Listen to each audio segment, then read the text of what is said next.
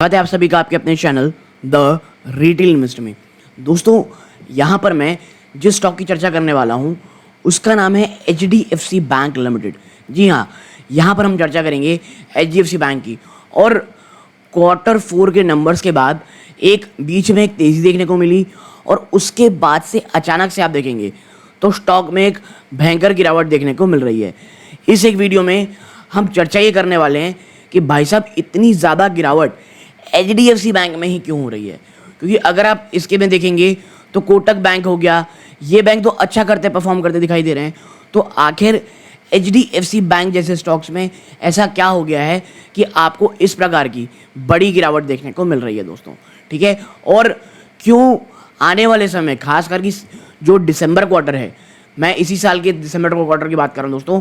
अभी जो आप देखेंगे वो मार्च क्वार्टर देखेंगे, मार्च के बाद जून क्वार्टर के नंबर्स आएंगे, ठीक है। फिर आपके सितंबर, फिर आपके नंबर्स आएंगे दोस्तों, वो है दिसंबर क्वार्टर। तो मैं ना इन दोनों के बीच के समय की बात कर रहा हूँ। क्यों, आपको थोड़ी देर में बताऊंगा दोस्तों। तो यदि आप इस स्पेसिफिक बैंक स्टॉक में, बैंकिंग स्टॉक में निवेशित हैं या आप निवेश की सोच रहे हैं, ये वीडियो आपके बहुत बहुत काम आएगा। लेकिन आगे बढ़ने से पहले दोस्तों, अगर आप इस चैनल पहली बार आए हैं प्लीज़ सब्सक्राइब का बटन दबाइएगा, वीडियो अच्छी लगती हो लाइक ज़रूर कीजिएगा। तो अब सीधा लेके चलता हूँ मैं स्टॉक प्राइस की तरफ। देखिए 1449, एक सबसे बड़ी चीज़ आपको याद रखनी है 1450। जी हाँ, ये 1450 के नीचे ट्रेड कर रहा है। आपको मैं अगर बताऊं कि इसकी जो प्रीवियस क्लोज थी ये इसी के आसपास थी, ये 1450 के ऊपर थी, ठीक है। आप देखिए आज ने इससे जो ओपन दिया है वो 1459 का दिया था और जो लो लगाया है 1447 का लगाया है। और जब मैं वीडियो रिकॉर्ड कर रहा हूँ 1447 का इसका लो है, उसी के आसपास आप देखेंगे तो ये स्टॉक ट्रेड कर रहा है 1449 और 1450 के आपके नीचे लगातार ये ट्रेड करता हुआ आपको दिखाई दे रहा है। तो इन टेक्निकल टर्म्स ये स्टॉक अब वीक हो चला है। जी हाँ, और मैं वीडियो 9:30 बजे रिकॉर्ड कर रहा हूँ दोस्तों सुबह। तो याद रखिएगा, अगर बाजार बंद होते होते ये जितनी गिरावट है ये सबको समेट करके स्टॉक अगर पहला तो 1450 के ऊपर और फिर उसके बाद अगर 1470-75 के ऊपर चला जाता है दोस्तों, तो फिर वापस से थोड़ी बहुत आप कह सकते हैं, बोलते ना कि जान आ जाना, इस स्टॉक में जान आ जाएगी, ठीक है। तो ये तो चीज़ें हुई।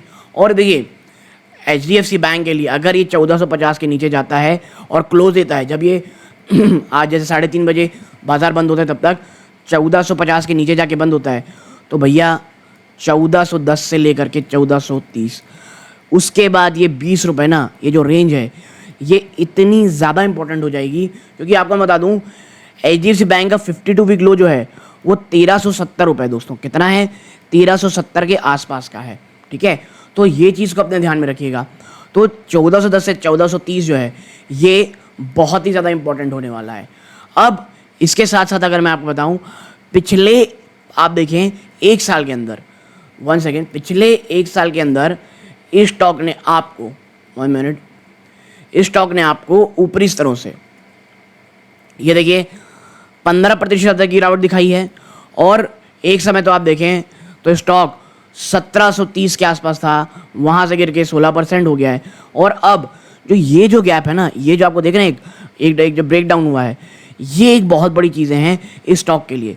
यहाँ तक जाना अब एक बहुत ही टफ टास्क होने वाला है। ये कौन सी रेंज है मैं अगर आपको बताऊँ, आप देखें यहाँ पे 1 मिनट, ये देखिए ये है दोस्तों, ये तो रहा पहला 1679 और उससे पहले 1650। तो 1650 ये वो हर्डल है जो HDFC बैंक के लिए आने वाले टाइम में जब तक ये से ना तोड़ दे, कोई बहुत एक्स्ट्रा वेगेंजा रैली हो जाए या out of the box rally हो जाए, इसकी संभावना कम है। लेकिन अब वापस से आते हैं कि ऐसा क्या हो गया है जो इतनी भयंकर गिरावट हो रही है। रीज़न है दोस्तों ये FIIs। जी हाँ, भारतीय बाज़ारों में FIIs लगातार अपना माल सेल कर रहे हैं, FIIs लगातार जो अपना माल है वो बेच रहे हैं दोस्तों। और FIIs में जो सबसे बड़ी जिस बैंक की होल्डिंग रहती है उस बैंक का नाम है दो, पहला है कोटक महिंद्रा बैंक और उससे भी बड़ा नाम आता है दोस्तों, वो है आपके सामने जो रखा हुआ है HDFC बैंक दोस्तों। मैं आपको थोड़ी देर में ही दिखाऊंगा। और जो बिकवाली हो रही है उसका असर आपको साफ साफ एचडीएफसी बैंक की इस जो भयंकर गिरावट है उसमें देखने को मिल रहा है। तो एक चीज़ याद रखिएगा, एफआईआईस की बड़ी सेलिंग भी एक बहुत बड़ा रीज़न है। मैं ये नहीं कह रहा हूँ वही एक रीज़न है, लेकिन हाँ एक बहुत बड़ा रीज़न है। और इसके साथ ही साथ जो मार्च क्वार्टर है ना, मार्च क्वार्टर, उसमें अगर आप जब होल्डिंग देखेंगे, एफआईआईस की होल्डिंग ड्रास्टिकली नीचे आई है। क्या आई है? एफआईआईस की होल्डिंग ड्रास्टिकली नीचे आई है।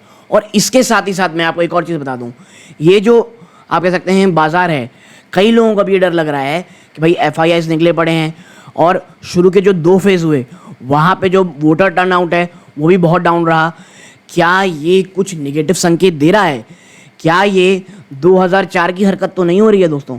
ये तमाम चीज़ें निवेशकों को बहुत बहुत ज़्यादा डरा रही है दोस्तों, ठीक है। और यही कारण है कि आपको इस प्रकार की गिरावट, आपको इस प्रकार का डाउनफॉल देखने को मिल रहा है। और देखिए, जब मैं वीडियो रिकॉर्ड कर रहा हूँ, रिकॉर्ड करते करते आप देखेंगे 1450 के ऊपर एचडीएफसी बैंक अब अपनी मजबूती बना रहा है।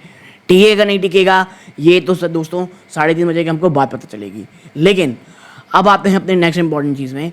आप देखें, ये रहा कंपनी का जो रिजल्ट निकल के आया है।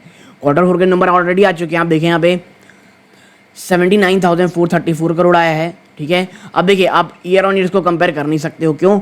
कि भाई साहब इस समय एचडीएफसी लिमिटेड, एचडीएफसी बैंक मर्ज नहीं था, ये 3 आपके पास मर्ज है। तो क्वार्टर ऑन क्वार्टर तो आपकी almost flat to positive number रहे हैं। ईयर ऑन अगर आप देखेंगे तो मतलब 2 क्वार्टर पहले देखेंगे तो वहाँ से आपको जंप देखने को मिल रही है, ठीक है। तो अभी उतना चर्चा करने की जरूरत नहीं है। नेक्स्ट क्वार्टर आप देखेंगे, 1-2 क्वार्टर नंबर आए तब हम ईयर ऑन ईयर यहाँ पे देखेंगे, ठीक है। अब ले चलते हैं जो मैं यहाँ पे मेन चर्चा करना चाहता हूँ। आप ज़रा यहाँ शेयर होल्डिंग पैटर्न देखिए। आप यहाँ पर पाएंगे दैट एफआईआईएस की होल्डिंग 47.83%, 47 पॉइंट कितना 83% है यहाँ पे। और जो यहाँ पे होल्डिंग है दोस्तों, वो आप देखें तो कम होती हुई आपको दिखाई दे रही है।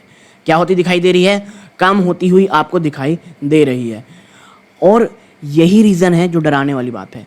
अब आप देखें, ये बढ़ी सितंबर में, ये बढ़ी फिर, क्योंकि भाई यहाँ का माल इधर आया, ये बढ़ा, ये बढ़ा, और फिर आप देखें छोटी मोटी नहीं, ऑलमोस्ट 5% के आसपास की गिरावट है। हाँ, डीआईआईस ने अपना माल बढ़ाया दोस्तों। आप देखें यहाँ पे डीआईआईस ने बढ़ाया और पब्लिक ने बढ़ाया है।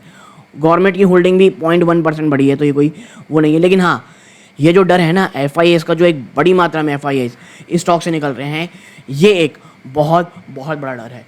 और मैं आपको बता दूं, आपको जो एचडीएफसी बैंक फाइनेंशियल सर्विसेज, ठीक है, इसका डीमर्ज होने की बातें हो रही हैं।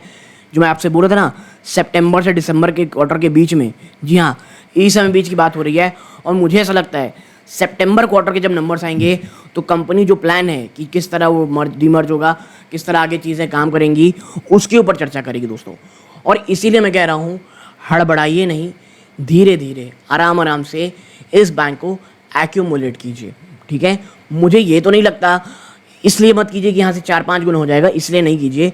एक बहुत ही शानदार बैंक बहुत ही अच्छा मौका दे रहा है एक्यूमुलेशन का, क्योंकि ऑन द लॉन्गर रन आज से 3-4 साल 5 साल पहले आप देखेंगे तो बीच में एटलीस्ट आपको ये 20-25% रिटर्न 1-2 साल के अंदर तो आपको दे ही देगा, जो कि ऑन एवरेज मुझे लगता है 12.5% के आसपास का होता है, विच इज़ नॉट बैड, ठीक है। और अगर कुछ डीमर्ज में कुछ अच्छी पॉजिटिविटी आ जाती है या डीमर्ज जब खबर आती है तो उस समय एक बार तो शूटअप आपको काफ़ी अच्छा करता हुआ दिखाई देगा, जो आपको उसके बाद आपको डिसाइड करना है कि भाई मुझे स्टॉक में बने रहना है या आराम से निकल जाना है दोस्तों, ठीक है। तो एक छोटी सी एनालिसिस आप लोगों के साथ शेयर करनी थी दोस्तों। वीडियो अच्छी लगी हो वीडियो को लाइक करके चैनल सब्सक्राइब कीजिएगा। ये इस वीडियो का अंत है। जय हिंद।